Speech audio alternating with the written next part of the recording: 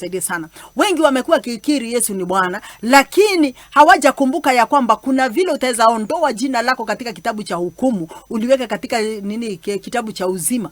Bwana apewe sifa. Ni kwa sababu wengi walipatana. For example, pengine sisi tumeokoka, tumezoea kusalimiana, Bwana apewe sifa, ama Bwana ainuliwe, ama Yesu Kristo ni Bwana. Unasema hivyo, Bwana apewe sifa. Na yule mwenye unapata, na yeye anaanza kusema amen. Lakini hajui wewe unasema hivyo na ulikiri Yesu ni Bwana, ukapiga goti lako na ukamwambia aondoe jina lako kutoka katika kitabu cha shetani, ama cha hukumu, na ama cha mauti. Bwana apewe sifa. Ukalileta jina lako katika kitabu cha uzima. So wengi wamekuwa tu wakisema Yesu ni Bwana, lakini hawajaipiga goti wamkubali Yesu Kristo kama mwokozi wa maisha yao. Bwana apewe sifa. So hapo ndio unapata katika makanisa mengi, ndio hawa watu ambao unaona wanafanya kanisa la Bwana linachukiwa. Unapata watu wengi hata wenye walikuwa wanamtamani Mungu hawamtamani. Ni kwa sababu kuna watu wamejiingiza katika, wanasema ni wa ufalme wa Mungu, lakini sio wa ufalme wa Mungu. Ni kwa sababu hawajakubali kuondoa majina yao kutoka katika kitabu cha nini? Cha mauti. Bali majina yao bado yako katika kitabu cha mauti, na ndio unaona wanakuja katika ufalme wa Bwana. Ni kwa sababu wanasema na vinywa zao wameokoka na Yesu ni Bwana,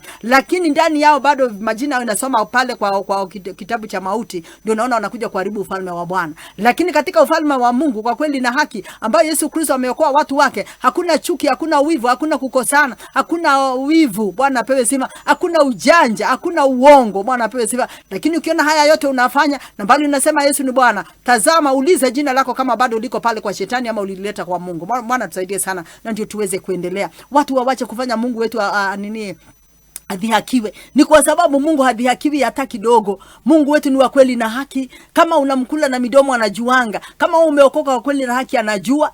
Na ni kwa sababu ya huruma zake, yeye kila siku anakuamsha ndio uweze kujielewa, ndio uweze kujijua na kujielewa vizuri, ndio ujue kwa kama umesimama ama hujasimama, ndio ujitengeneze. Neno la Bwana ni nzuri, ni kwa sababu wale natufunza kila siku, na neno ni Mungu mwenyewe. Nasoma katika kitabu cha Wafilipi ni 3, sasa tuko mstari wa 12.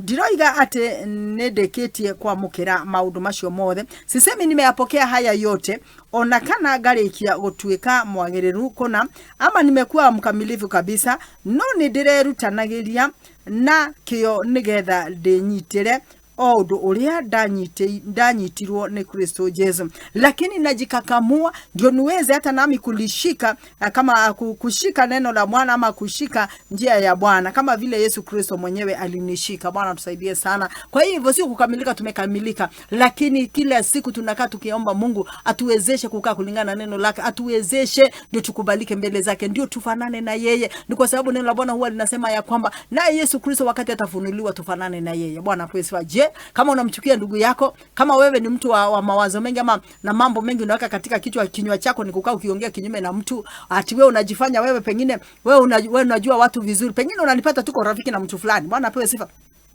Lakini ni kwa sababu wewe haujielewi, unajaribu kutafuta vile utaweza kutukosanisha. So unatafuta namba ya yule mtu, unaanza kumpigia na kumwambia na ujichunge fulani, ni kwa sababu yako hivi na hivi. Mungu atusaidie sana.